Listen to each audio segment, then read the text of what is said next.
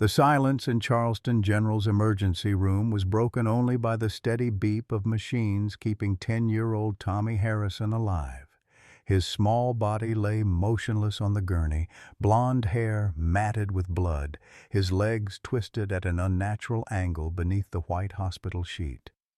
William Harrison pressed his palms against the cold glass window, his $3,000 suit wrinkled from hours of pacing. 3 feet away, Emma Grace Mitchell sat beside Tommy's bed, her waitress uniform still smelling of magnolia blossoms and broken dreams. Her calloused fingers traced gentle circles on the boy's pale hand. "Mr. Harrison," Dr. Hayes emerged from the operating room, his surgical mask hanging loose around his neck. "We need to talk." The words that followed would shatter everything. Potential permanent paralysis, experimental procedures, uncertain outcomes. But as Emma's tear fell onto Tommy's knuckles, Bill realized the real tragedy wasn't what might happen to his son's legs. It was how they'd gotten here, and the dance that had started it all. Leave a like and share your thoughts in the comments along with the city you're watching from now. Let's continue with the story. 6 months earlier, Charleston's spring air carried the sweet scent of blooming azaleas and the bitter taste of old money. The historic district's cobblestone streets gleamed under antebellum street lamps, while 10 miles away, Beauregard Trailer Park settled into another evening of broken dreams and overdue bills. William Bill Harrison stood on the wraparound porch of his Rainbow Row mansion, watching his son Tommy navigate the garden paths in his wheelchair. At 45, Bill commanded a tech empire worth hundreds of millions, yet he felt powerless watching his boy struggle with the simplest joys. 3 years had passed since the accident that took Catherine and left Tommy's legs useless, but Bill still wore his wedding ring like armor against a world that expected him to move on. "Daddy, can we go to that fancy restaurant tonight?" Tommy's voice drifted across the manicured lawn. "The one with the piano?" Bill's chest tightened. Public outings meant stares, whispered conversations, and the weight of Charleston society's judgment. But Tommy's hopeful blue eyes, so much like his mother's, made refusal impossible. 20 minutes away, Emma Grace Mitchell stood before her cracked bathroom mirror, braiding her honey-blonde hair for another shift at Magnolia Manor. At 28, she moved with quiet grace, despite the slight limp she worked hard to conceal. The trailer she shared with her grandmother Rose felt smaller each day, filled with medical equipment and memories of better times. "Sugar, you're working yourself to death," Rose Beauregard called from her hospital bed, her once strong voice now paper-thin. "3 jobs ain't gonna fix what's broken in this family." Emma adjusted her black uniform, hiding the safety pin that held her name tag in place. "Grandmama, we've talked about this. The medical bills. Some things can't be bought with money, child. Some things require faith."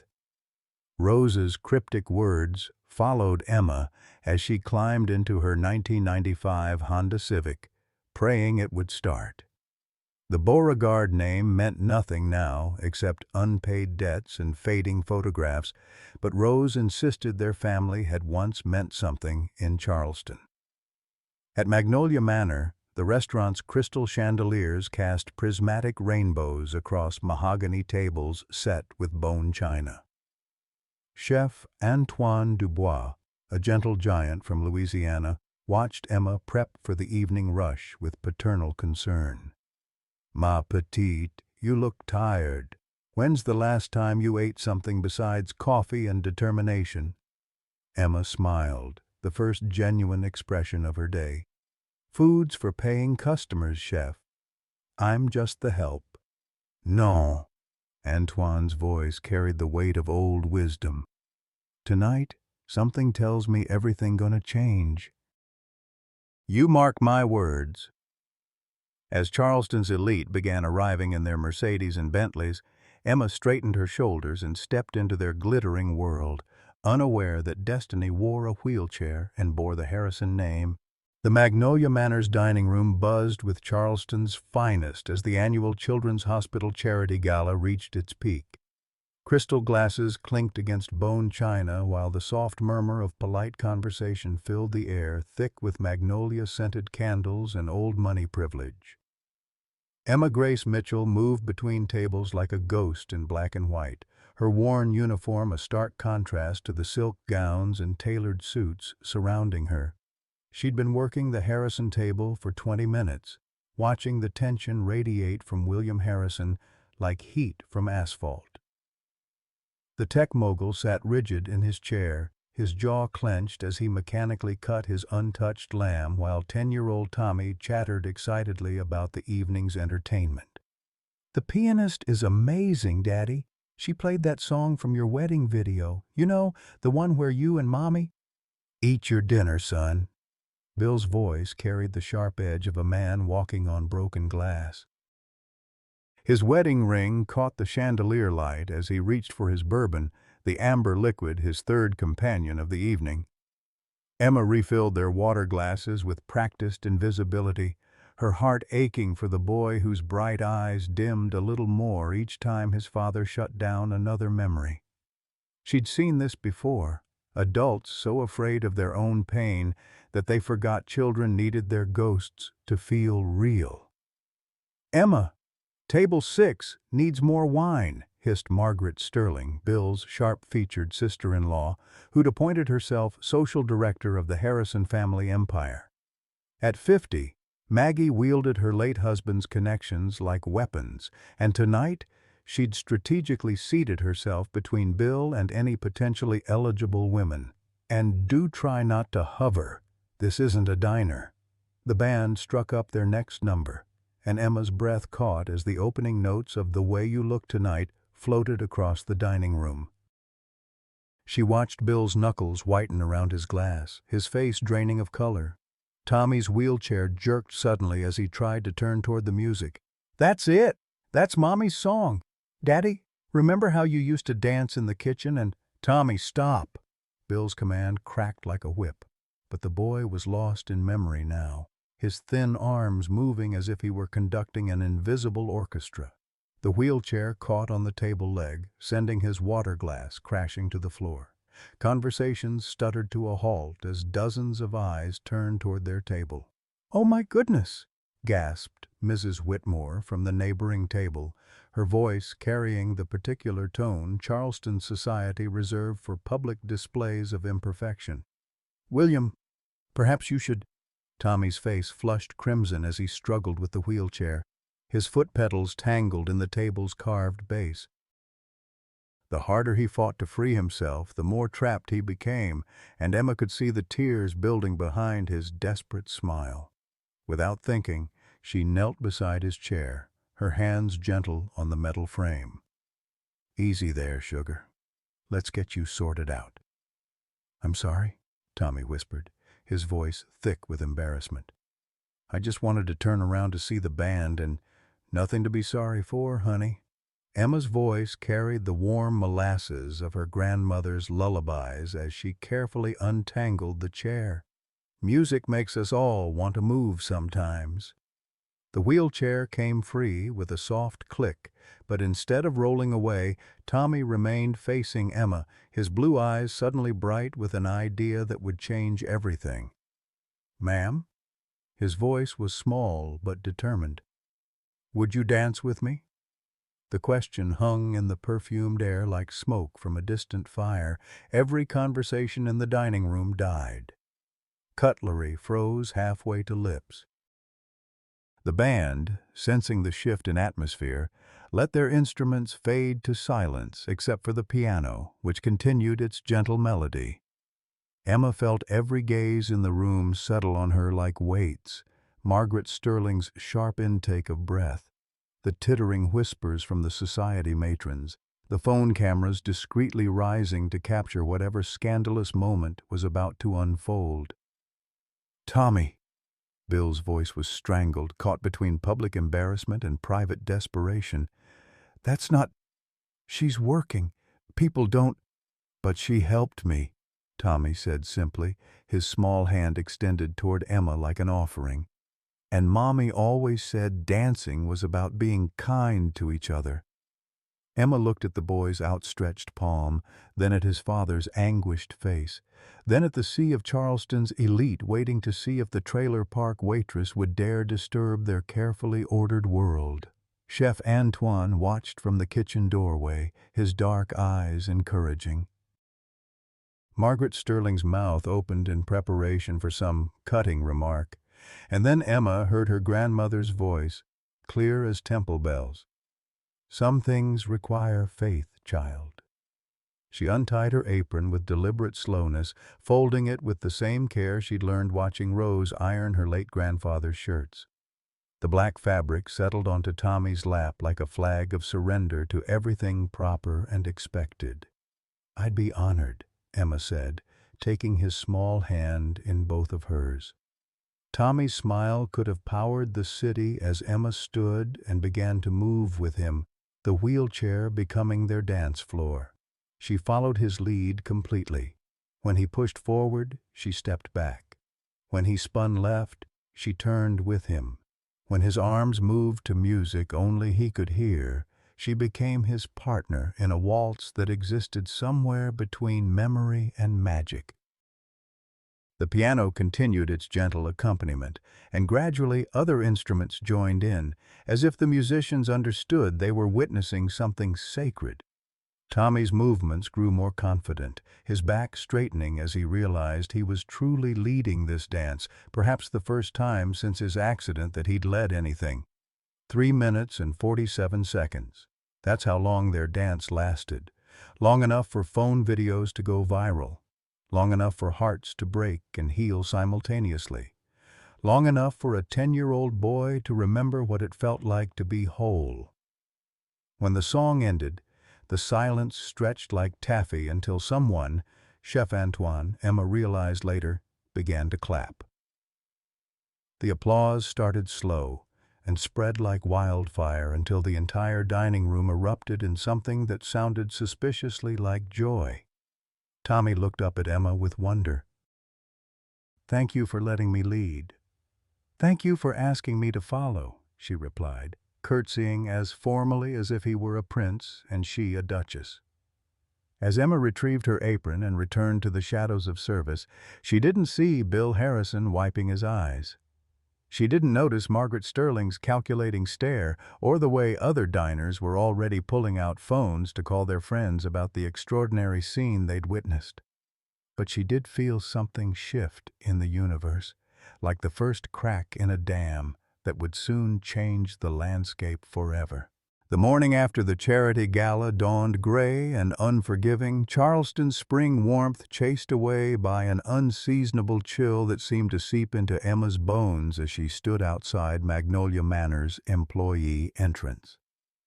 Her hands trembled as she checked her phone.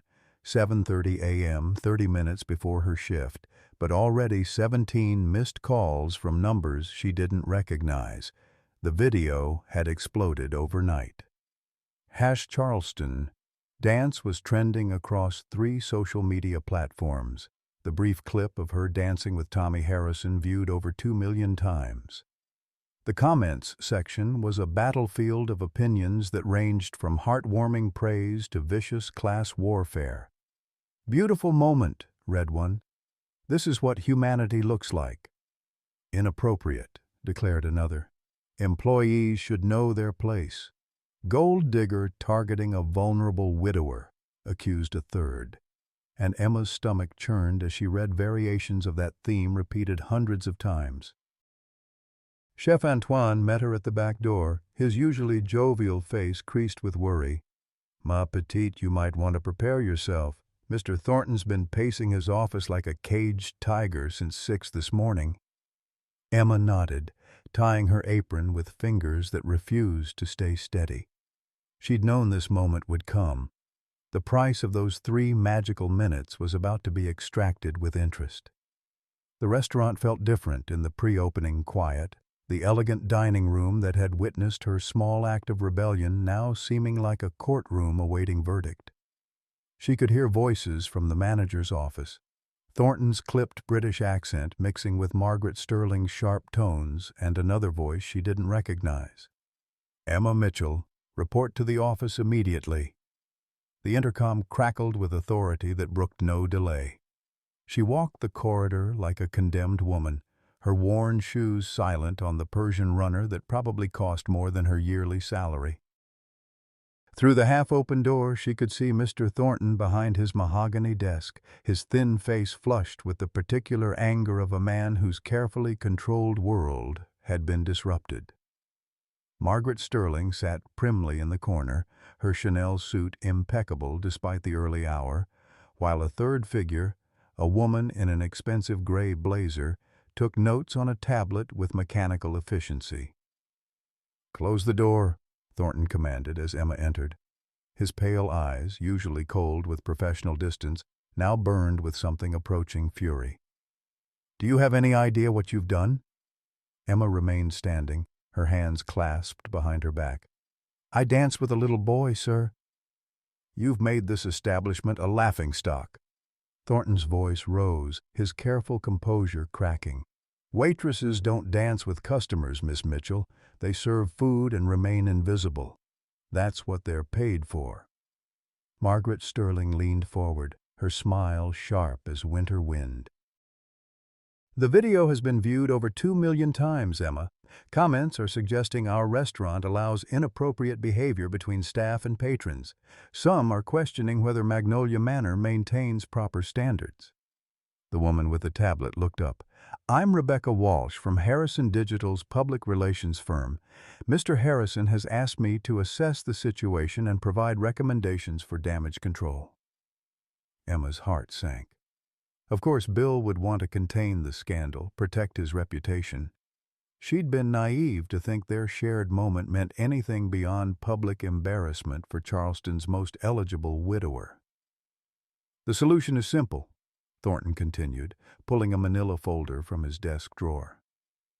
"Immediate termination for violation of employee conduct policies. We'll issue a statement that the behavior was unauthorized and that appropriate disciplinary action has been taken." "Mr. Thornton," Emma began, her voice steady despite the earthquake in her chest. "Tommy Harrison asked me to dance. I couldn't—" "You could have declined politely," Margaret Sterling interrupted, her voice dripping with the condescension only old money could perfect. "But instead, you chose to create a spectacle that's now being dissected across social media. Some comments are suggesting you deliberately orchestrated the situation to gain attention." Emma felt heat rise in her cheeks. "That's not. I would never." "The boy is disabled, Miss Mitchell." Thornton's words fell like stones. His judgment isn't always sound. As an adult, you should have exercised better discretion. The insult to Tommy hit Emma like a physical blow. "Tommy Harrison is one of the brightest, most compassionate children I've ever met. His disability doesn't affect his—" "Enough!" Thornton slid the termination papers across his desk. "Sign these, clear out your locker, and be off the premises within the hour." Your final paycheck will be mailed." Emma stared at the papers, the words blurring as tears she refused to shed burned behind her eyes. 3 years of double shifts, of enduring, condescending customers and impossible standards, reduced to a signature on a line. "There is one alternative," Rebecca Walsh spoke for the first time, her voice calculatedly neutral. "Mr. Harrison has authorized me to make you an offer." Margaret Sterling's head snapped toward the PR woman with surprise that bordered on outrage. "Rebecca, I don't think—" "A position as Tommy's companion and therapeutic aide," Walsh continued, ignoring Margaret's interruption. "$75,000 annually, full benefits and a housing allowance. Your primary responsibility would be helping Tommy with daily activities and emotional support." The number hit Emma like a thunderbolt. $75,000 was more than she made from all 3 jobs combined.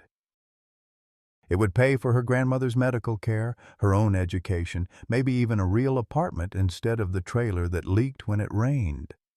But as the initial shock faded, Emma began to understand what was really being offered. Not a job, a buyout, a way to keep the inconvenient waitress close and quiet, transformed from potential scandal into controlled employee.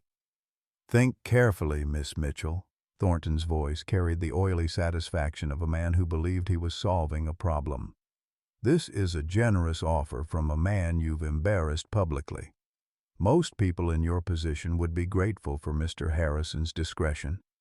Emma looked around the room at the three faces watching her. Thornton's smug certainty, Margaret's barely concealed fury, Walsh's professional detachment. They all expected her to grab the lifeline they were throwing, to be grateful for the chance to transform her moment of authentic connection into a transaction. She thought of Tommy's joy as he led their dance, the way his small hand had trusted her completely. She thought of her grandmother Rose, who'd raised her to believe dignity wasn't for sale. She thought of the trailer park families who worked 3 jobs and still couldn't afford health care, who would never be offered $75,000 for 3 minutes of kindness. "No," Emma said quietly, the word falling into the silence like a stone into still water. All 3 women stared at her as if she'd spoken in a foreign language. "I'm sorry?" Walsh blinked rapidly, her professional composure slipping. "Did you say no?" "I don't want to be bought," Emma continued, her voice growing stronger. "What happened last night wasn't a performance or a scheme. It was a little boy asking for kindness and a woman giving it. If Mr. Harrison sees that as something requiring damage control, then he doesn't understand what really happened." Margaret Sterling's face flushed crimson. "You're turning down $75,000 out of pride?" "Out of dignity," Emma corrected. "Something money can't buy." She turned toward the door, then paused. "And Mrs. Sterling, the next time you want to discuss Tommy's disability, maybe you should talk to him instead of about him. He's sitting right there, after all." Emma walked out of Magnolia Manor with her head high and her heart breaking, unaware that in a mansion across town, Bill Harrison was watching the viral video for the 100th time, finally seeing not the scandal his advisors wanted him to see, but the miracle his son had tried to show him. The war for Tommy's heart and his father's soul had only just begun. 3 weeks after Emma walked out of Magnolia Manor, the Harrison mansion felt like a mausoleum. Bill sat in his home office staring at quarterly reports that blurred together into meaningless numbers, while Tommy's laughter echoed from the garden where he played with Mrs. Chen, his latest in a succession of professional caregivers who couldn't seem to capture whatever magic Emma had possessed. The viral video had died down, replaced by newer scandals and fresher outrage, but its impact lingered like smoke in the walls. Tommy asked about the dancing lady every day, his bright demeanor dimming a little more each time Bill deflected with vague promises of maybe someday. The boy had retreated into himself, spending hours watching the video on his tablet, his small finger tracing Emma's movements across the screen. "Daddy?" Tommy's voice drifted through the French doors as his wheelchair navigated the brick pathways Catherine had designed years ago. "Mrs. Chen says we should practice my therapy exercises, but I was wondering—" Bill looked up from his laptop, noting the hesitant tone that had replaced his son's usual enthusiasm. "What is it, buddy?" "Could we maybe go find Emma? Just to say thank you properly? Mrs. Chen is nice, but she doesn't understand about leading." The simple request hit Bill like a physical blow. For 3 weeks he'd convinced himself that maintaining distance was protecting Tommy from potential disappointment, that keeping their worlds separate was the responsible choice. But watching his son's spirit slowly extinguish was torture he could no longer endure. "Tommy, Emma has her own life. She can't just—" "But I miss her," Tommy interrupted, his voice small and honest in a way that shattered Bill's carefully constructed arguments. "She made me feel like I could do anything. Like my chair was just a chair, not a cage." That afternoon, Bill found himself driving through neighborhoods he'd never seen before, following GPS directions to an address his private investigator had provided with obvious reluctance. Beauregard Trailer Park sat on the outskirts of Charleston like a forgotten afterthought. Rows of aging mobile homes connected by cracked asphalt and broken dreams. Emma's trailer was easier to find than he'd expected. A small crowd had gathered around the front steps where she sat beside an elderly woman in a hospital bed that had been wheeled outside to catch the afternoon sun. Children with various disabilities surrounded them, some in wheelchairs, others with leg braces or walking aids, all listening intently as Emma read from a worn copy of Where the Red Fern Grows. Bill parked across the street, unable to look away from the scene unfolding before him. Emma's voice carried clearly in the still air, her animated reading bringing the story to life for her audience. She wore faded jeans and a soft yellow sweater, her blonde hair catching the sunlight as she gestured dramatically at the book's climactic moments. "She's been doing this every day since she lost her job," said a voice behind him. Bill turned to find a large black man in chef's whites approaching his car.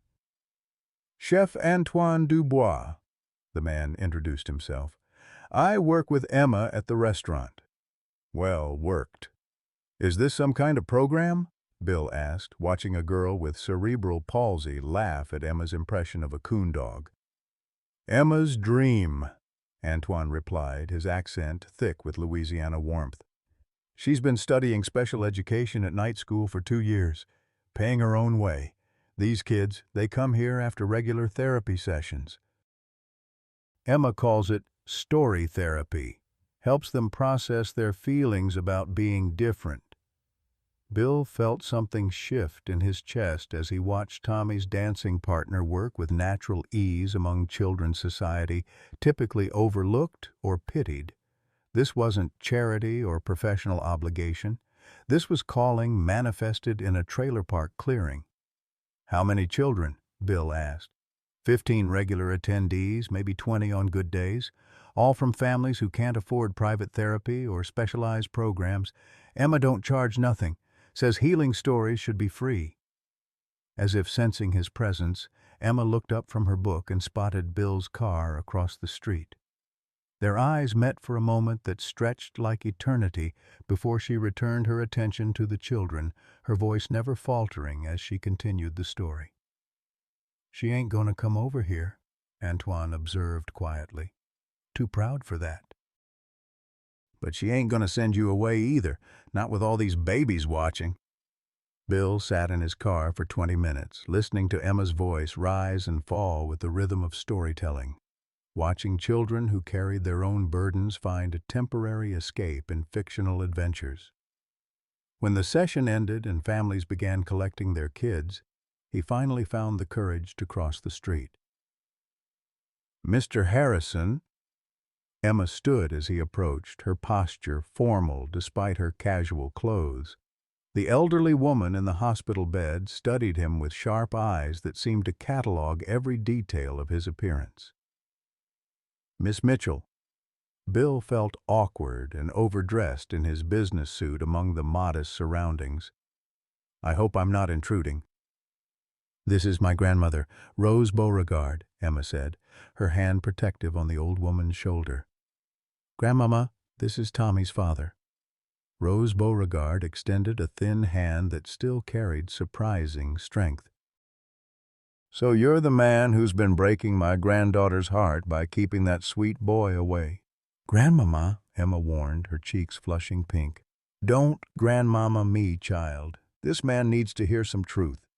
Rose's gaze fixed on Bill with laser intensity. "You think money makes you too good for trailer park wisdom?" "No, ma'am," Bill replied automatically. "Southern manners ingrained since childhood. I think I've been making mistakes trying to protect my son from disappointment." "Disappointment builds character," Rose declared. "Isolation builds nothing but fear." Bill looked around the small clearing where Emma had created something beautiful from nothing. Folding chairs arranged in a circle, handmade posters encouraging self-acceptance, a card table stacked with donated books. Emma, what you're doing here, it's remarkable. It's necessary, she corrected. These children need to know their stories matter, that their differences make them special, not broken.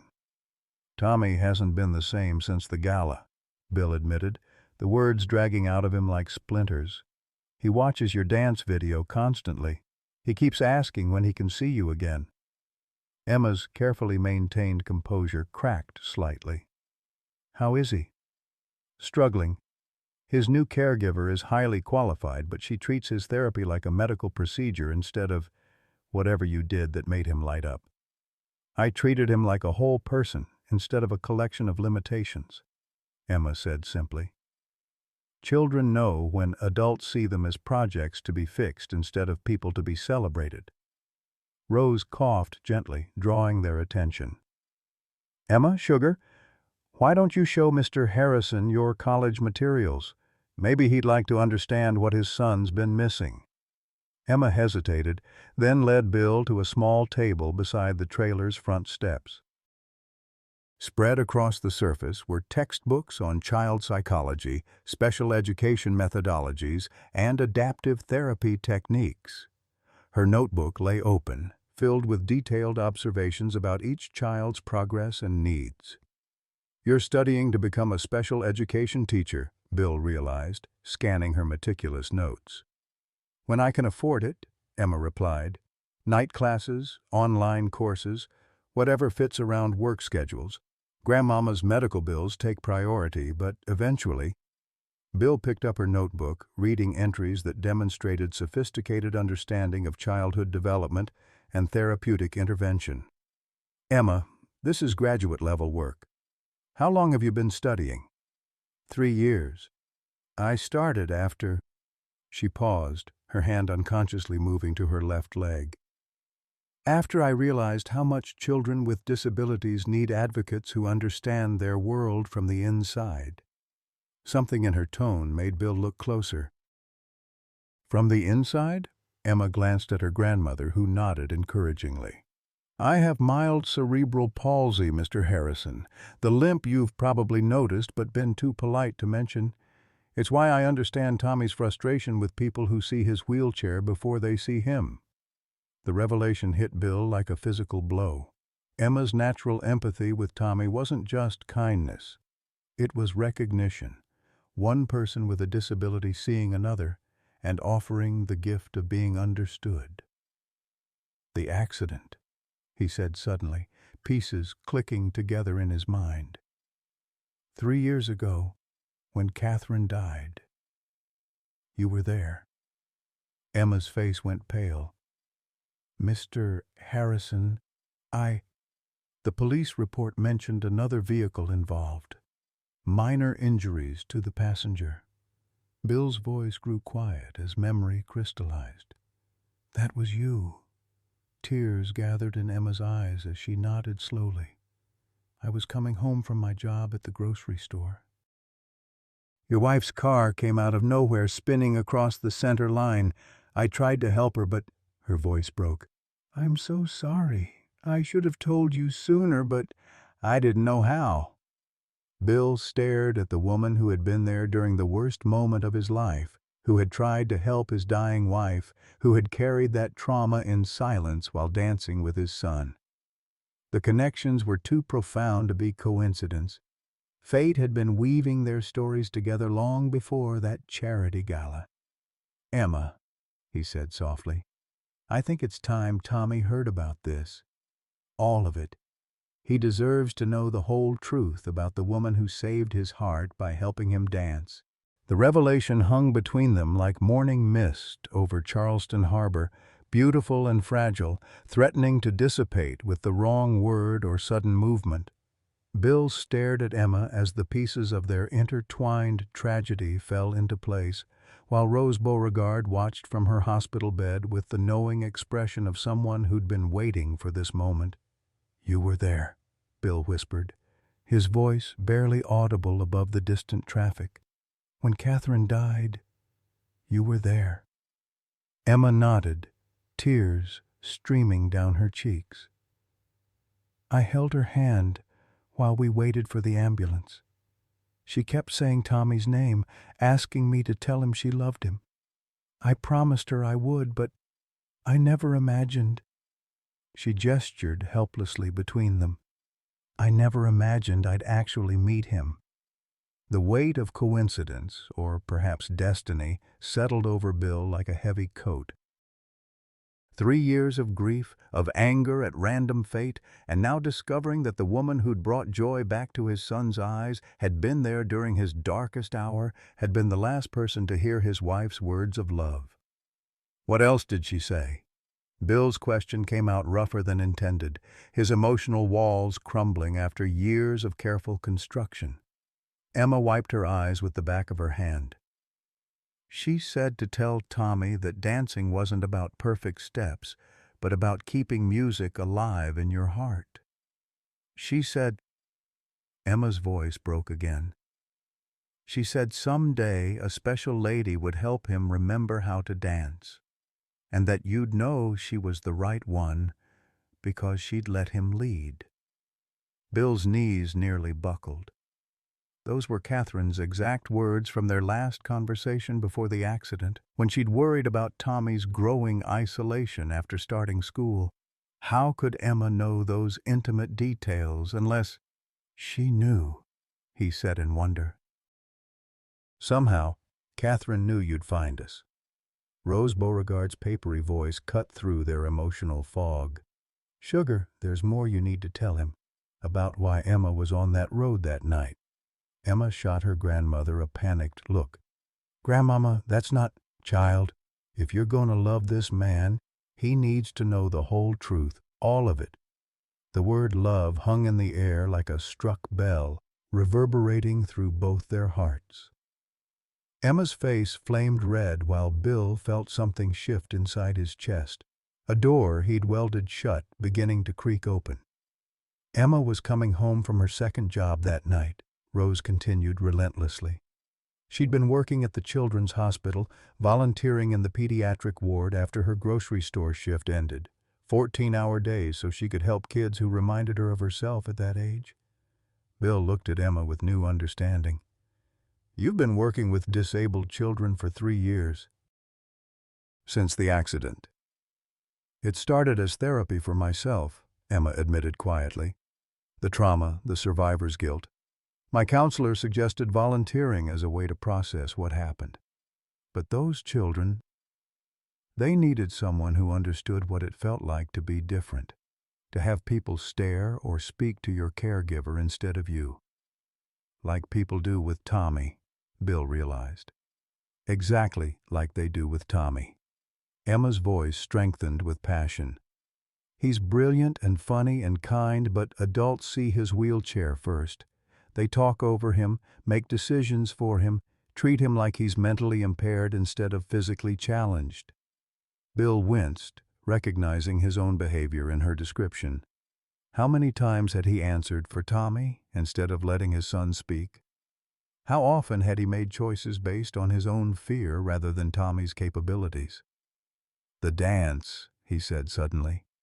You didn't just accept his invitation. You followed his lead completely. Because he needed to know he could lead, Emma replied simply.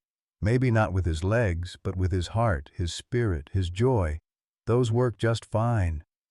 A car door slammed nearby, and they turned to see Margaret Sterling climbing out of her silver BMW, her face thunderous as she surveyed the trailer park setting with obvious disgust. She wore a cream-colored suit that probably cost more than most residents here made in a month, and her expression suggested she was deeply regretting whatever had brought her to this place. "William," she called sharply, her heels clicking across the asphalt like gunshots. "I've been looking everywhere for you. Mrs. Chen said you left Tommy with the housekeeper and disappeared. What on earth are you doing here?" The spell of intimate revelation shattered as Maggie approached, her presence transforming the gentle clearing into a battlefield. Rose Beauregard's eyes narrowed as she studied the newcomer, her Southern Belle radar immediately detecting a threat. "Margaret, I'd like you to meet Rose Beauregard and her granddaughter Emma." Bill said carefully, noting how Emma instinctively stepped closer to her grandmother's bedside. Maggie's gaze swept over the modest surroundings with barely concealed contempt. "I see. William, we need to discuss this privately. The board meeting was moved up to this afternoon, and there are concerns about your recent associations." "My associations are none of the board's business," Bill replied, his voice carrying a warning edge. "They are when viral videos affect company stock prices," Maggie shot back. "Harrison Digital's reputation depends on maintaining certain standards. Surely you understand the optics of the CEO frequenting trailer parks." Rose Beauregard's laugh was sharp as broken glass. "Honey, you might want to be careful about judging people by their addresses. Some of us have deeper roots in Charleston than money can grow." Maggie's perfectly made-up face flushed red. "I beg your pardon?" "You heard me right. This Beauregard land has been in my family since before the Revolutionary War.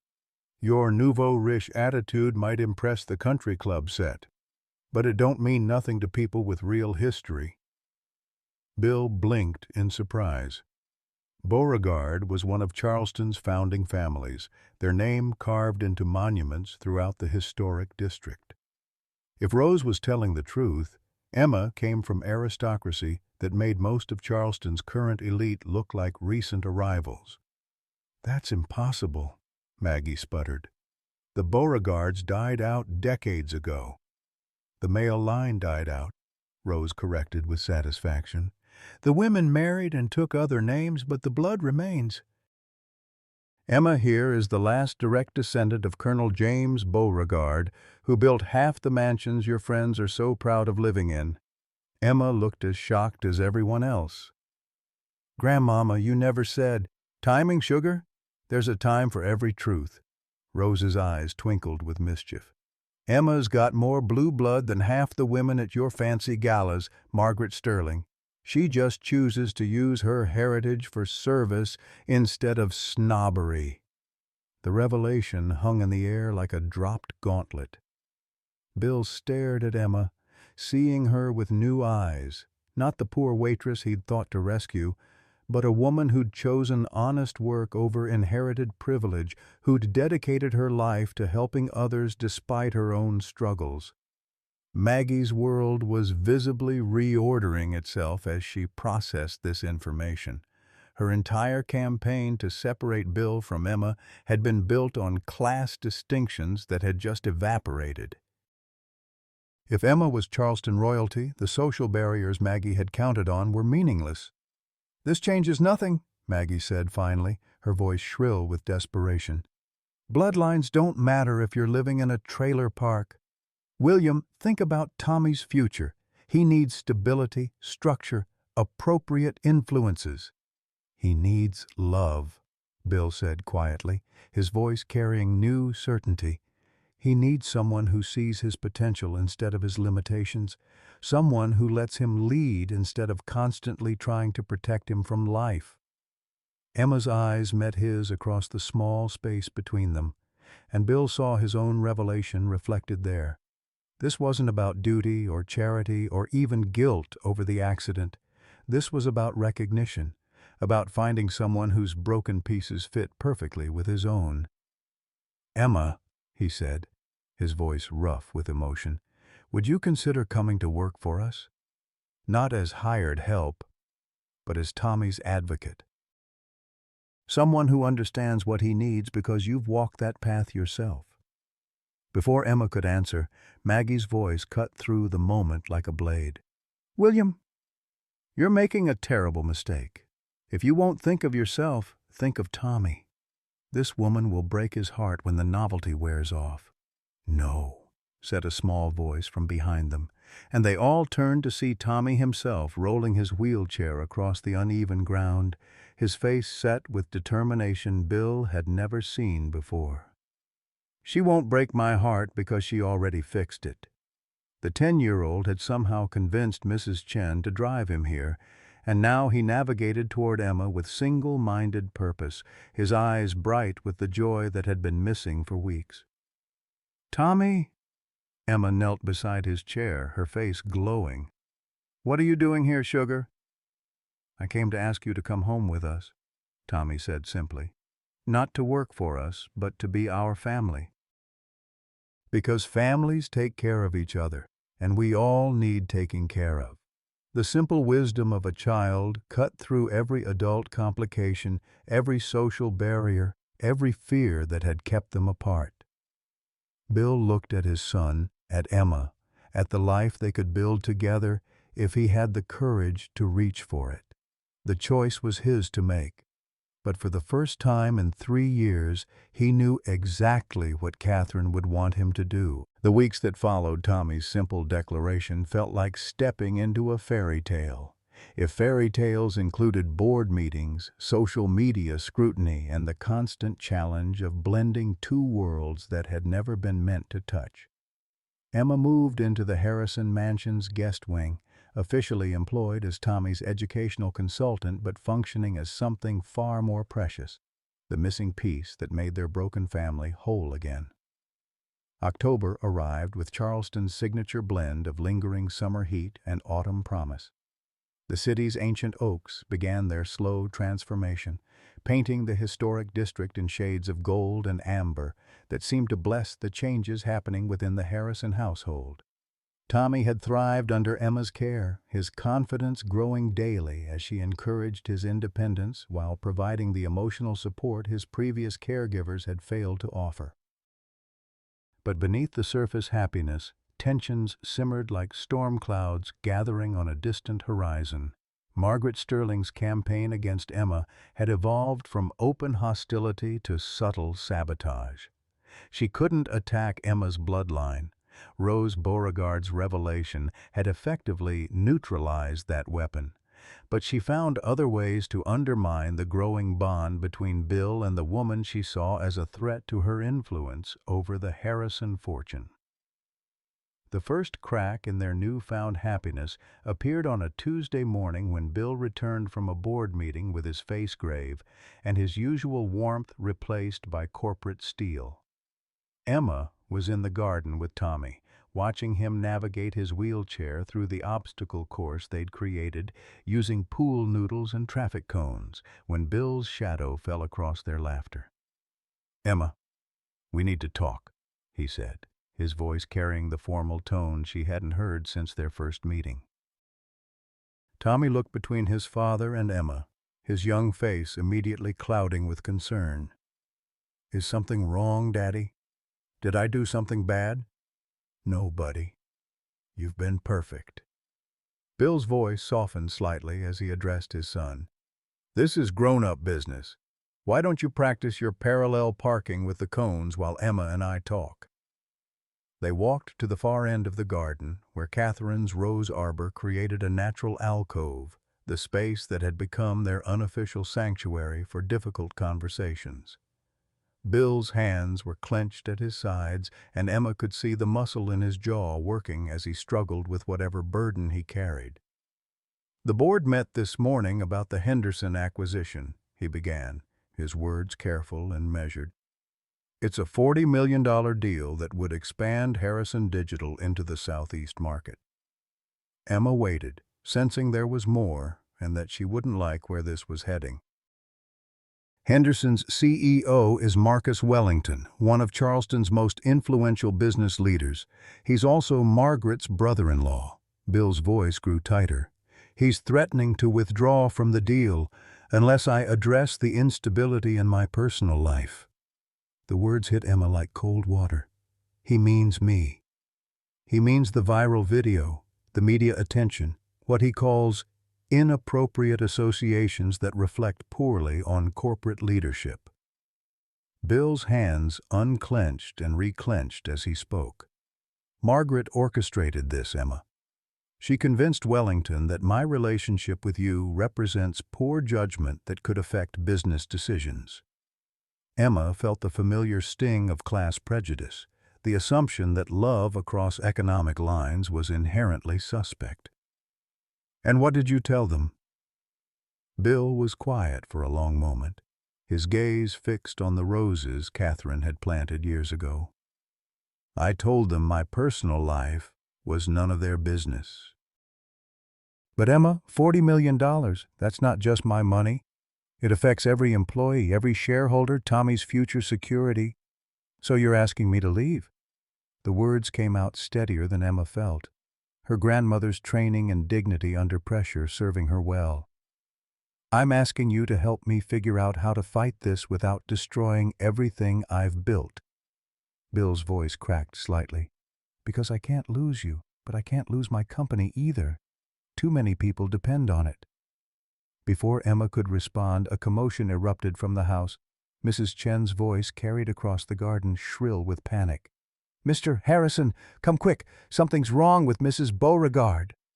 They ran toward the house where Mrs. Chen stood in the doorway, her face pale with distress. "The ambulance is coming." She collapsed while making lunch. "Tommy's with her, but she's asking for Emma." Emma's heart stopped as she raced through the mansion's elegant halls to the kitchen where her grandmother lay on the marble floor, her breathing shallow and labored. Tommy sat beside her in his wheelchair, holding her hand with fierce protectiveness, while tears streamed down his young face. "Grandmama," Emma whispered, dropping to her knees beside the woman who had raised her, shaped her, and loved her unconditionally. Rose's eyes fluttered open, their usual sharpness dimmed but still present. "Sugar, come close. There's things I need to tell you while I still can." The paramedics arrived in a flurry of professional efficiency, but Rose waved them away with surprising strength. "Not yet. Family business first." Emma leaned closer, her ear near her grandmother's lips, as Rose whispered words that would change everything she thought she knew about her life. "The safety deposit box, keys in my jewelry case, papers you need to see." Rose's voice was fading, but her grip on Emma's hand remained strong. "The Beauregard Trust. You're not poor, child. Never were. I just wanted you to know your own strength first." The words made no sense to Emma, but Tommy gasped softly. "Emma, she's trying to tell you something important." Rose's eyes shifted to Bill, who had knelt beside them. "You, William Harrison, take care of my girl. She's got more love in her heart than money in all your banks." "I will," Bill promised, his voice thick with emotion. "I swear I will." Rose smiled, her face peaceful despite the obvious pain. "Good, because she's gonna need it when she finds out about the trust." The paramedics took over then, efficiently moving Rose onto a stretcher while explaining her condition to Bill and Emma. Heart attack, possible complications, need for immediate surgery. The words blurred together as Emma held Tommy's hand and tried to process the cryptic revelations her grandmother had shared. At Charleston General Hospital, they settled into the horrible routine of waiting. Tommy dozed in his wheelchair while Emma paced the hallway, her mind reeling between fear for her grandmother and confusion about the mysterious trust Rose had mentioned. Bill sat in uncomfortable silence, still wrestling with the impossible choice between love and business responsibility. The Henderson deal deadline loomed, Margaret's ultimatum clear, and $40 million hung in the balance, while the woman he loved faced the potential loss of the only family she had left. "Emma," he said finally, his voice barely audible in the sterile hospital corridor, "whatever happens with my grandmother, whatever she meant about the trust, I need you to know something." She turned from the window where she'd been watching Charleston's skyline twinkle in the evening darkness. "I choose you," Bill continued, his words gaining strength. "The company, the money, Margaret's threats, none of it matters if I lose you and Tommy loses you. We're stronger together than any business deal could make us apart." Emma's eyes filled with tears as she moved to sit beside him. "Bill, you can't just throw away everything you've built. Your employees, your investors will understand that a man who can't stand up for what matters most isn't worth following anyway." Bill took her hands in his touch warm and sure. "Margaret's been controlling my life for 3 years, using guilt and obligation to keep me isolated. But Tommy was right. We're a family now, and families fight for each other." Dr. Hayes emerged from the surgical suite, his face carefully neutral as he approached them. "Emma, your grandmother's surgery went well, but her heart is severely damaged. We're looking at weeks, possibly months, but not years," Emma finished quietly. "I'm sorry. We'll make her as comfortable as possible, but you should prepare yourself for difficult decisions ahead." As the doctor's words sank in, Emma realized that her time for choosing between worlds was running out. Her grandmother was dying, her relationship with Bill faced corporate sabotage, and somewhere in a safety deposit box lay secrets that might change everything. The fairy tale was turning into a test of character, and Emma wasn't sure she was strong enough to pass it. But as Tommy's small hand slipped into hers and Bill's arm wrapped around her shoulders, she remembered Rose's words about family taking care of each other. Whatever storms lay ahead, they would face them together. The real battle for their future was just beginning. The safety deposit box at First National Bank of Charleston contained secrets that rewrote Emma's entire understanding of her place in the world. 3 days after Rose's surgery, while her grandmother lay sedated in the ICU, Emma sat in the bank's private viewing room staring at documents that seemed to mock every struggle she'd endured over the past decade. The Beauregard Family Trust, established in 1923, held assets worth approximately $52 million. Properties throughout Charleston's historic district, including the building that housed Harrison Digital's headquarters. Investment portfolios that had grown steadily for nearly a century. And Emma Grace Mitchell, last surviving descendant of the Beauregard line, was the sole beneficiary. "This can't be right," Emma whispered, her hands trembling as she held the deed to a mansion on Rainbow Row, 3 houses down from Bill's own residence. "Grandmama said we were poor. We lived in a trailer park. I worked 3 jobs to pay her medical bills." Mr. Thornton from the bank, a different Thornton than the restaurant manager who'd fired her, adjusted his glasses with professional sympathy. "Mrs. Beauregard chose to live modestly while the trust accumulated value. According to these documents, she believed you needed to understand hardship before inheriting wealth. The trust was set to transfer on your 30th birthday. But given her condition, she's activated the early release clause." Emma stared at the papers until the words blurred together. Rental income from properties she'd never known existed. Stock dividends that could have eliminated their financial struggles years ago. Her grandmother had watched her work herself to exhaustion, had let Emma believe they were destitute, while sitting on a fortune that dwarfed most Charleston families' net worth. "There's one more thing, Mr. Thornton said gently, producing a sealed envelope marked, "For Emma, when she's ready. Your grandmother left specific instructions about when to give you this." Emma's hands shook as she opened the envelope, revealing her grandmother's familiar handwriting on expensive stationery. "My dearest Emma, if you're reading this, then you've discovered what I've hidden from you all these years. I know you're angry, confused, maybe even feeling betrayed, but every choice I made was to protect the woman you needed to become. Money without character is just greed in fancy clothes. I watched too many Beauregard descendants lose their souls to inheritance, believing wealth made them superior to those who had less. I wanted you to know your own strength first, to understand that your value comes from who you are, not what you own. You've spent your life serving others, fighting for children who needed advocates, dancing with lonely little boys who needed kindness. You earned your character in ways that money never could have bought. Now you have a choice. Use this inheritance wisely, or it will corrupt everything beautiful about the woman you've become. Remember that true wealth is measured in love given, not dollars accumulated. The Harrison boy needs you. His father needs you. But most importantly, you need to decide if you can love them for who they are, not what they can give you. Just as I pray they can love you for who you are, not what you now possess. Trust your heart, sugar. It's never led you wrong yet. All my love, Grandmama. Emma sat in the bank's silence, surrounded by the weight of unimaginable wealth and the heavier burden of choice.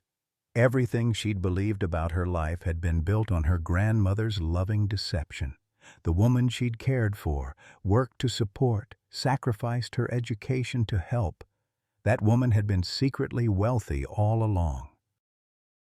Her phone buzzed with a text from Bill. Board meeting moved to this afternoon. Henderson's people want an answer about the deal. How's Rose doing? Emma stared at the message, then at the document spread before her. In her hands lay the power to solve Bill's corporate crisis. She now owned the building his company rented, had enough money to buy Henderson's entire operation 10 times over. She could save his business, secure Tommy's future, and eliminate every financial worry they'd ever face. But at what cost? Would Bill still love the poor waitress who danced with his son? Or would he see her differently now that she possessed wealth that rivaled his own? Would their relationship survive the fundamental shift in power dynamics that money inevitably created? Her phone rang, and Tommy's excited voice filled the sterile bank room. Emma? Guess what? Daddy said we can visit Grandmama Rose this afternoon, and I made her a get well card with all the kids from your story group. Are you coming home soon? Home. Tommy called the mansion home when speaking to her, as if she'd always belonged there. The innocent acceptance in his voice broke something open in Emma's chest. I'll be there soon, sugar, she managed, her voice steady despite the earthquake in her heart. Good, because I have important news. I've been practicing walking with just my hand braces, and I want to show Grandmama Rose when she wakes up. Daddy said you taught me that being brave means trying even when you're scared. After hanging up, Emma sat in the bank's silence, weighing futures like stones in her palms. She could return to the Harrison mansion as the secret heiress, watching Bill's reaction when he learned the truth. She could solve his business problems with a stroke of her pen, but forever wonder if his love was real or gratitude disguised as affection. Or she could choose a different path. Emma gathered the documents carefully, her decision crystallizing with each paper she folded. She would tell Bill the truth, but first, she needed to face the bigger truth about their relationship. Whether love could survive when everything they thought they knew about each other turned out to be incomplete. At Charleston General Hospital, Rose lay connected to machines that beeped with mechanical precision, her face peaceful despite the tubes and wires.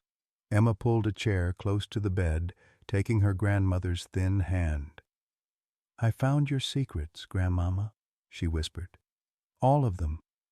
And I understand why you did it, but I'm scared. I'm scared that this changes everything with Bill and Tommy. I'm scared that I don't know how to be rich without losing who I am. Rose's eyes fluttered open, focusing with effort on Emma's face. Sugar, she whispered, her voice barely audible above the machines. Did you read the letter? I read it. But Grandmama, how do I tell the man I love that everything he knows about me is a lie? Rose squeezed Emma's hand with surprising strength. Not a lie, just incomplete truth. You're still the same woman who worked 3 jobs to take care of me. You're still the woman who danced with a lonely little boy. Money doesn't change your heart, child. It just gives you more power to follow it. But what if he sees me differently? What if he thinks I was deceiving him? Then he's not the man I thought he was, Rose said firmly. Real love sees the soul, not the bank account. If William Harrison can't love you rich the same way he loved you poor, then he doesn't deserve either version. That afternoon, Emma returned to the Harrison mansion carrying the weight of her secret like a stone in her chest. She found Bill in his study, preparing for the crucial board meeting that would determine his company's future. His shoulders were tense with stress, and papers covered his desk like fallen leaves. "How's Rose?" he asked, looking up with concerned eyes. "Stable for now." Emma sat across from his desk, her hands folded to hide their trembling. "Bill, we need to talk. About us. About the future. About things I should have told you sooner." Something in her tone made him set down his pen, giving her his complete attention. "Emma, whatever it is, we'll figure it out together. Even if everything you think you know about me is wrong." Bill's face grew serious, but his voice remained steady. "Try me." Emma took a deep breath, preparing to reveal the truth that would either bind them closer together or tear them irreparably apart. Outside, Charleston's afternoon sun cast long shadows across the garden where they'd found their first happiness, where Tommy had learned to believe in himself again, where a poor waitress and a wealthy widower had discovered that love could bloom in the most unlikely soil. But as Emma opened her mouth to speak, the study door burst open, and Margaret Sterling strode in, her face flushed with triumph and rage. "William, thank God you're here. We have a problem, a big one, and it involves your little girlfriend's family more than you could possibly imagine." The moment of truth would have to wait. The storm that had been brewing was finally about to break. Margaret Sterling's entrance into Bill's study felt like a cold wind preceding a hurricane. She clutched a manila folder against her chest like armor, her perfectly styled hair slightly disheveled and her usual composure cracked with something that looked dangerously close to desperation. "Margaret, what's wrong?" Bill stood from his desk, immediately alert to the wild look in his sister-in-law's eyes. "Wrong?" Margaret laughed, a sound devoid of humor. "Everything's wrong, William. Everything we thought we knew about this situation, about her family, about what really happened the night Catherine died." Emma felt the blood drain from her face. She'd come here to reveal one truth, but Margaret's words suggested there were darker secrets yet to be uncovered. "Sit down," Margaret commanded, her voice sharp with authority. "Both of you. Because what I'm about to tell you is going to change everything." Bill moved protectively closer to Emma, his instincts warning him that whatever Margaret had discovered would be wielded as a weapon. "Margaret, if this is another attempt to manipulate—" "This isn't manipulation, William. This is justice." Margaret opened the folder, spreading photographs and documents across the desk with theatrical precision. "I hired a private investigator to look into Emma's background. I expected to find evidence of gold digging, maybe some minor criminal history. What I found was so much worse." Emma stared at the papers, recognizing some of them from the safety deposit box, but seeing others that made her stomach clench with dread. Police reports, medical records, insurance documents, all relating to the night that had changed everything. "The accident that killed Catherine wasn't random," Margaret continued, her voice building to a crescendo. "It was caused by negligence, by someone who should never have been on the road that night." "Margaret, stop," Emma whispered, understanding where this was heading but powerless to prevent it. Emma Grace Mitchell was driving under the influence of prescription pain medication, Margaret declared, her words falling like hammer blows. Medications prescribed for her cerebral palsy that carried warnings about operating vehicles. The police report clearly states she was impaired when her car crossed the center line. "That's not true," Emma said. But her voice lacked conviction because she remembered that night in fragments. The exhaustion from working 2 shifts, the pain medication she'd taken for her leg, the moment when everything went dark and she woke up in the hospital. Bill stared at the police report Margaret thrust toward him, his face draining of color as he read, "Emma, is this true?" I don't remember everything clearly. I was so tired and my leg was hurting from standing all day. I took my medication, but I thought I'd waited long enough. You killed my sister," Margaret's voice was ice-cold fury. "You drove impaired and caused the accident that took Catherine's life and destroyed Tommy's legs. And then you had the audacity to insert yourself into our lives, to make us grateful to the woman who destroyed our family." The accusation hung in the air like poison gas, choking the breath from Emma's lungs. She looked at Bill, seeing the war playing out across his features, love battling with grief, trust wrestling with facts that seemed undeniable. "There's more," Margaret continued relentlessly. "The insurance payout from Catherine's death was $2 million. Money that went directly into a trust fund for Tommy's care. Money that this woman now has legal claim to as the person who caused the accident." Emma's world tilted on its axis. "What are you talking about?" Margaret smiled with vicious satisfaction. "South Carolina law requires accident victims to be compensated by the at-fault party's insurance. But when the at-fault party is also injured and uninsured, the victim's insurance covers damages. Catherine's life insurance policy included a clause that makes the accident-causing party a beneficiary if they suffered permanent disability as a result." The legal jargon swirled around Emma like vultures, but the implication was clear. She stood to inherit money from the death she'd caused, blood money disguised as legal compensation. "I never knew," Emma whispered, tears streaming down her face. "I never filed any claims, never asked for anything." "Because you were waiting," Margaret accused. "Building a relationship with the family, making Tommy dependent on you, seducing William so you could claim both the insurance money and a place in our lives. It's the perfect long con." Bill sat heavily in his chair, the police report trembling in his hands. The woman he'd fallen in love with, the woman who'd brought joy back to his son's life, was the same person who'd taken his wife away and put Tommy in a wheelchair. The cosmic irony was too cruel to be coincidence. "Emma?" His voice was barely a whisper. "Tell me it's not true. Tell me you didn't know who we were when you came to work here." Emma opened her mouth to deny it, but the words died in her throat. She had known, hadn't she? Not consciously at first, but the recognition had come gradually. Bill's face from news reports about the accident, Tommy's distinctive wheelchair, the address where she'd driven that terrible night. She'd told herself she was helping them out of guilt and genuine affection, but Margaret's accusations forced her to examine her own motives with brutal honesty. "I knew," she admitted, the words tearing out of her like pieces of her soul. "Not immediately, but I figured it out, and I stayed because I thought maybe I could help heal what I'd broken." "You stayed because you wanted their money," Margaret said with triumph. "Just like I always suspected."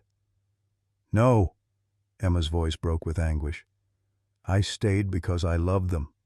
Because Tommy needed someone who understood what it felt like to be different, and Bill needed someone who could see past his grief. The money doesn't matter." "Doesn't matter?" Margaret laughed harshly. $52 million doesn't matter? Oh yes, William, I know about the Beauregard Trust too. Our little poor waitress is actually one of the wealthiest women in Charleston. She's been playing both sides, the humble server and the secret heiress, depending on which role served her purposes better." Bill looked at Emma as if seeing her for the first time, his face a mask of betrayal and confusion. $52 million? "You're rich?" "I just found out today," Emma said desperately. "My grandmother hid it from me my whole life. I was going to tell you. That's why I asked to talk. But Bill, please, you have to believe that none of this was about money." "How can I believe anything you say?" Bill's voice was raw with pain. "You've been lying since the moment we met. About who you are, about what you knew, about why you're really here." Tommy's voice cut through their confrontation like a bell through thunder. "What's everyone yelling about?" They turned to see the 10-year-old in his wheelchair at the study doorway, his face creased with concern and confusion. Mrs. Chen hovered behind him, clearly distressed by the raised voices. "Tommy, go back to your room," Bill said automatically, but his son rolled forward with determined purpose. "No, Daddy, something's wrong and I want to know what it is. Are you fighting with Emma? Are you going to make her leave like you did with all my other caregivers?" Margaret seized the opportunity with predatory instincts. "Tommy, sweetie, we've discovered some very important information about Emma. Information that changes everything." "Margaret, don't," Bill warned, but she was already kneeling beside Tommy's wheelchair. "You know how Mommy died in a car accident? Well, it turns out Emma was the other driver. She's the reason Mommy isn't here anymore." The words hit Tommy like physical blows. His face went white, then red, then white again as he processed the impossible information. His gaze moved from Margaret to Emma to his father, searching for someone to tell him it wasn't true. "Emma?"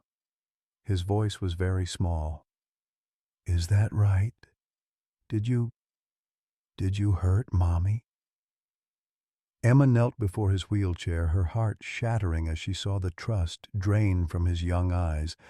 "Tommy, yes, I was in the accident, but it was exactly that, an accident. I never meant to hurt anyone.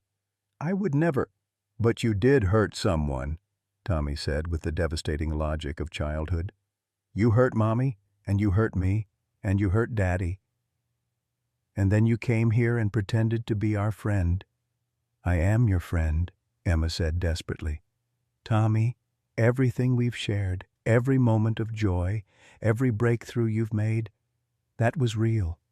My feelings for you and your father are real. How can they be real if everything else was a lie?" Tommy's voice cracked as tears began to fall. "I trusted you. I told you things I never told anyone. I thought you understood me, but you were just pretending because you felt guilty." The accusation from Tommy hurt worse than anything Margaret had said, because it contained a grain of truth that Emma couldn't deny. Guilt had brought her into their lives, even if love had convinced her to stay. Bill finally found his voice, thick with anguish and rage. "Emma, I think you need to leave. Now. Before this gets any worse than it already is. Bill, please. Now, Emma." His voice carried the finality of a judge pronouncing sentence. "Pack your things and go. I need time to think, to process this, to figure out what's real and what's been manipulation." Emma looked around the study that had become a courtroom, seeing her judge, her prosecutor, and her heartbroken victim all staring at her with varying degrees of pain and betrayal. The truth she'd come to share about the Beauregard inheritance seemed meaningless now, overshadowed by darker revelations that painted her as either a calculating predator or a guilt-ridden coward. "I'll go," she whispered. "But Bill, Tommy, please remember that whatever brought me here, what we built together was real. The love was real." As she walked toward the door, Tommy's voice stopped her one final time. "If you really loved us, you would have told us the truth from the beginning." Emma paused, her hand on the doorframe, knowing that a 10-year-old boy had just delivered the most devastating truth of all.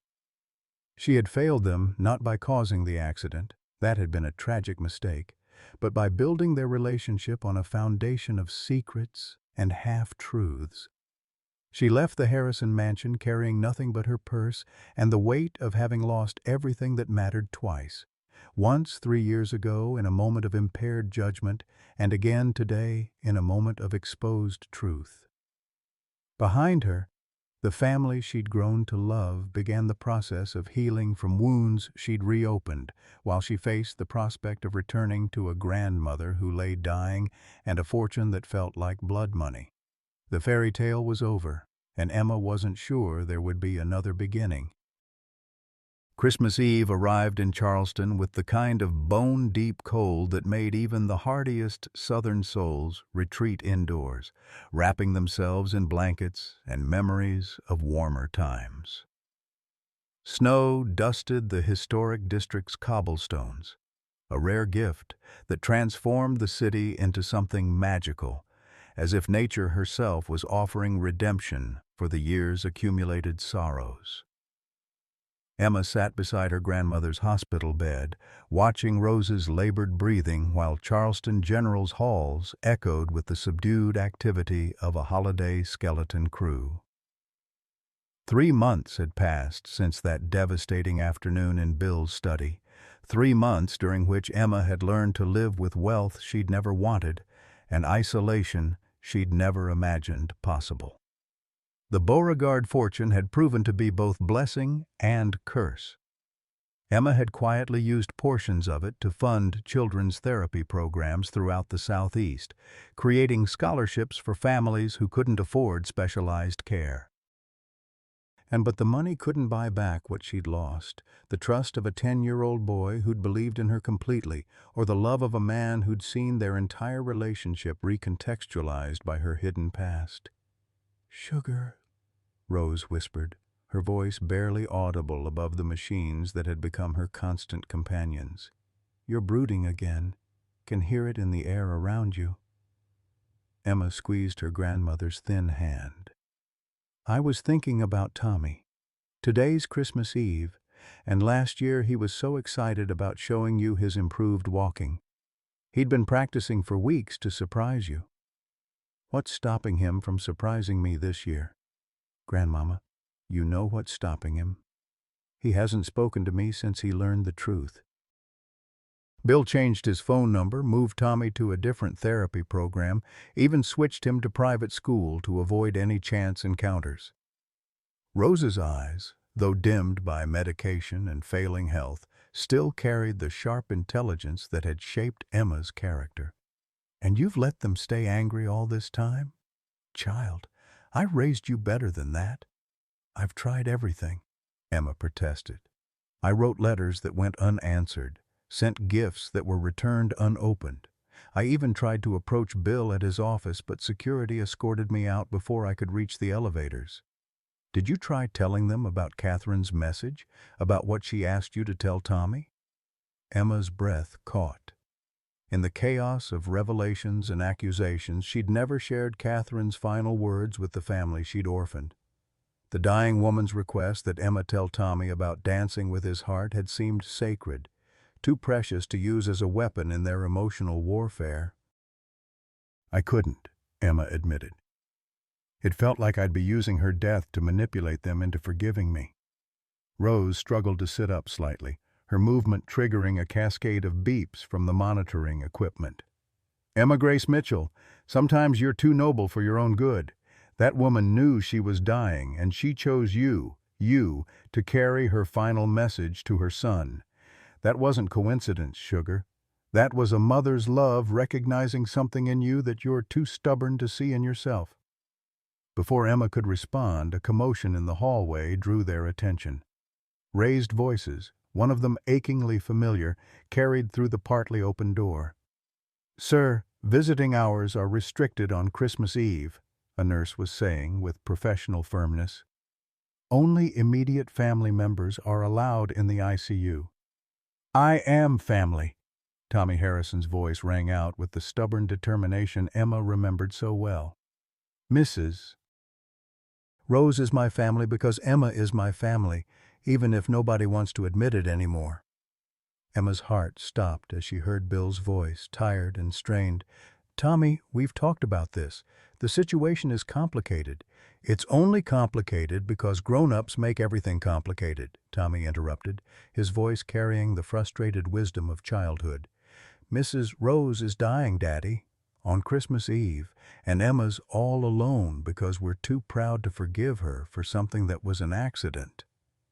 The argument continued in the hallway while Emma sat frozen beside her grandmother's bed, torn between desperate hope and protective fear. She hadn't seen Tommy in 3 months, hadn't heard his voice except in dreams that left her waking with tears on her cheeks. "Go to them," Rose whispered urgently, "before that boy's courage fails him."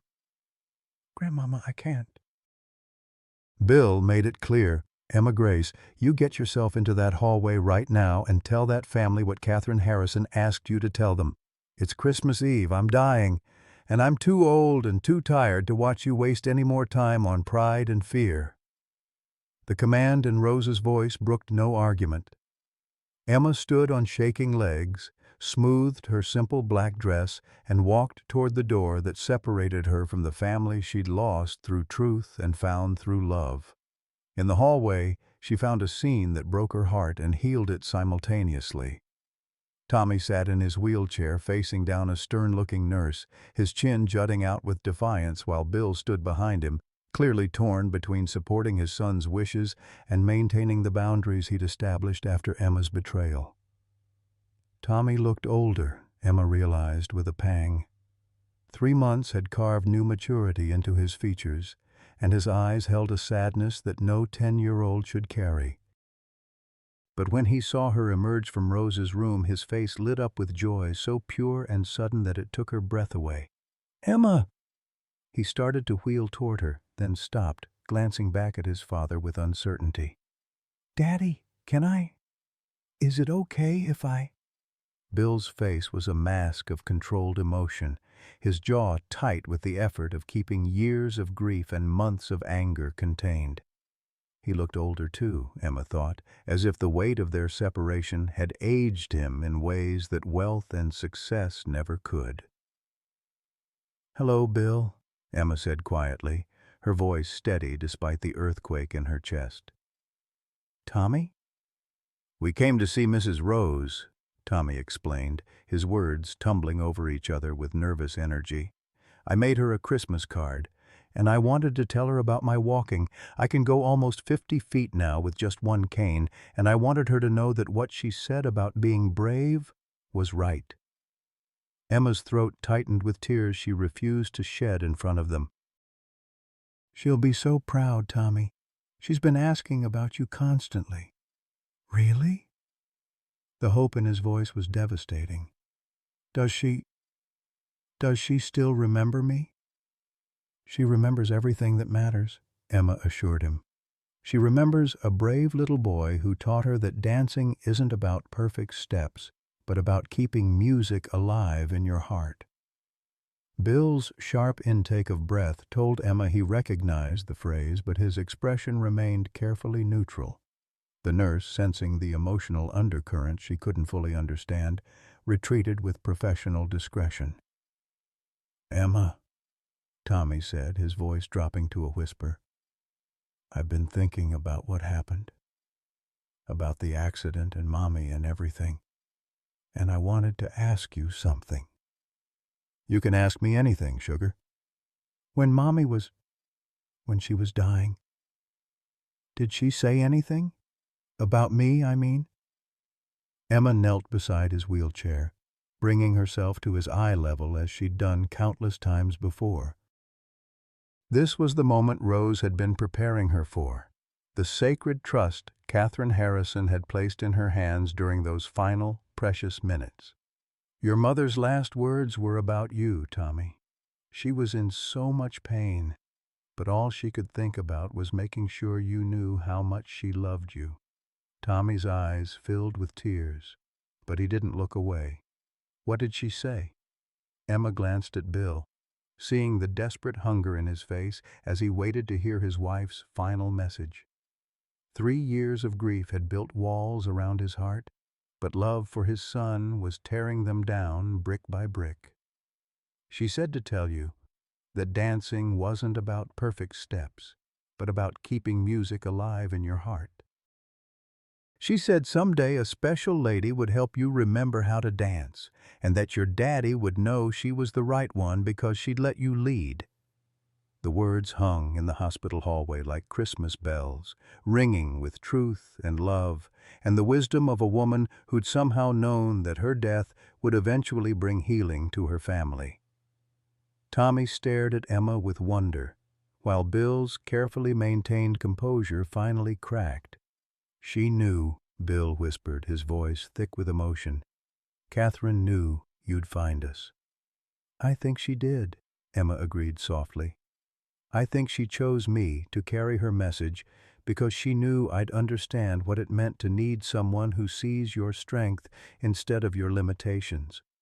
Tommy reached out and took Emma's hand, his small fingers intertwining with hers in a gesture that spoke of forgiveness and hope. "I missed you so much," he said simply. "Everything felt broken without you." "I missed you too, sweetheart." "Both of you." Bill cleared his throat, struggling with words that seemed too big for his voice. "Emma, I... we need to talk. About everything. About the accident. About the money. About what happens next." "I know," Emma replied. "But first, would you like to see your grandmother, Tommy? She's been waiting for you." They entered Rose's room together, and Emma watched through tears as her dying grandmother's face transformed with joy at seeing the boy she'd grown to love as her own great-grandson.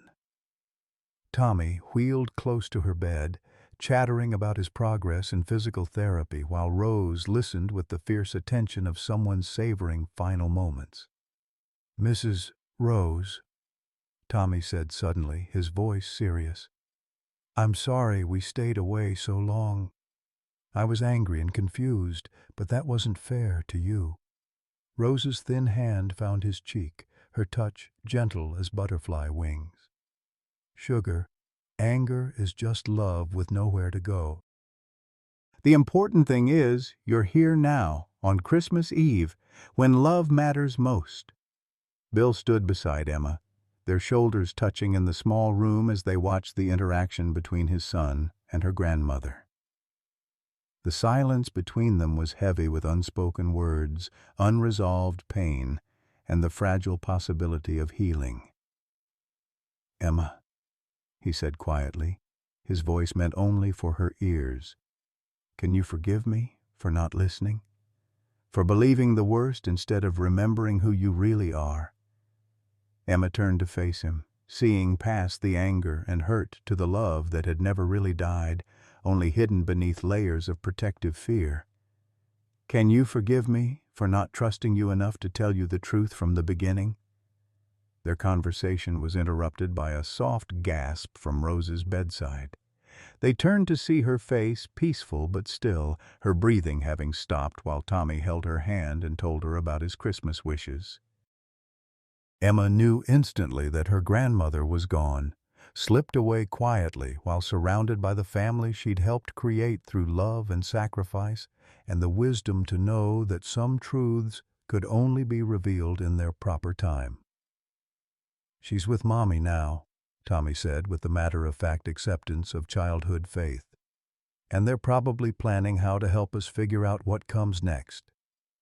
As Emma wept for the woman who'd shaped her life and loved her unconditionally, she felt Bill's arms wrap around her from behind, offering comfort and strength and the promise that whatever came next, they would face it together. Rose Beauregard had given them her final gift, the courage to choose love over fear, forgiveness over pride, and hope over the safety of staying broken. The hardest part of their journey was over. The healing could finally begin.